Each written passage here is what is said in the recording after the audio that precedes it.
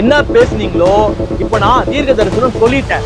முன்னாடியே 1.5 வருஷம் முன்னாடியே சொல்லிட்டேன். இன்னைக்கு விஜய் அதிமுக வாக்குகளை தான் பிரித்தார் அப்படின்னு சொல்றாங்களே, இல்லை, திமுக வாக்குகளை பிரித்திருக்கிறார். திமுக வாக்குகளை பிரித்திருக்கிறார். அதுதான் நிதர்சனமான உண்மை. இவங்க திமுக காரங்க அதிமுக வாக்கு தாங்க பிரிச்சாங்க. எங்க வாக்கெல்லாம் பிரிக்கவே முடியாது. ஏன் திமுக வீட்டுல விஜய் ரசிகர்களே இருக்க மாட்டாங்களா? அவங்க பொண்ணோ பையனோ விஜய் ரசிகரா இருக்க மாட்டாங்களா?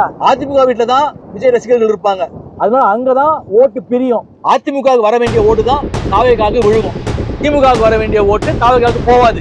இந்த அழுவுணி ஆட்டம் ஆடுறதுன்னு சொல்லுவாங்கல்ல, அது இவங்க தான். இப்ப நான் ஓப்பனா சொல்றேங்க, பெரம்பூர்ல விஜய் 100 இழையில் ஜெயித்து விடலாம் அல்லது 100 இழையில் தோற்று விடலாம். விஜய்க்கு வெற்றியா அப்படின்னா அங்கதான் சிஸ்ட். இப்போ அவரு ஒரு 10 சீட்டு ஜெயிக்கிறாருன்னு வச்சுக்கோங்க. அவரோட சேர்த்து 8ல இருந்து ஒரு 10 சீட்டு ஜெயிக்கிறாரு, இல்ல அதுக்கு மேல ஜெயிக்கிறாரு. என்ன பொறுத்த வரைக்கும் அவர் ஜெயிக்கணும்னு, அப்பதான் கேம் ரொம்ப சுவாரஸ்யமா இருக்கும். அதான் நடக்கும்னு நினைக்கிறேன். இது திமுகவுக்கு எளிதான வெற்றியாக இருக்காதுங்க. இந்த தேர்தல் திமுகவுக்கு எளிமையான வெற்றியாக இருக்காது.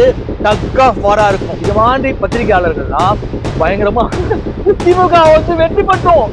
நான் அப்பவே சொல்லியிருப்பேன், பத்திரிகையாளர்களுக்கு சவால்னு ஒரு வீடியோ போட்டிருப்பேன். வேணா எடுத்து பாத்துக்கோங்க பத்திரிகையாளர்களே, எடுத்து பாத்துக்கோங்க. உங்களுக்கு கரியை அள்ளி வைத்துக் கொள்ளுங்கன்னு பேசியிருப்பேன். நல்ல கறி அள்ளி வச்சுக்கோங்க. திமுகவுக்கு சம்மட்டியான அடி காத்து கொண்டிருக்கிறது.